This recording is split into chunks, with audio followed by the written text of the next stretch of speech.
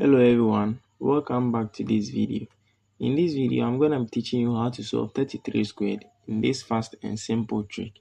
So we take our first digit, which is 3, and square it. 3 squared gives us 9. So we write 9 here. And now we take the next digit, which is also 3 as well. Another 3 squared gives us 9. But for the sake of our trick, I'll write it as 09. Now what do? We multiply this by this and all by the exponent. So 3 times 3 gives us 9 times the exponent 2 gives us 18.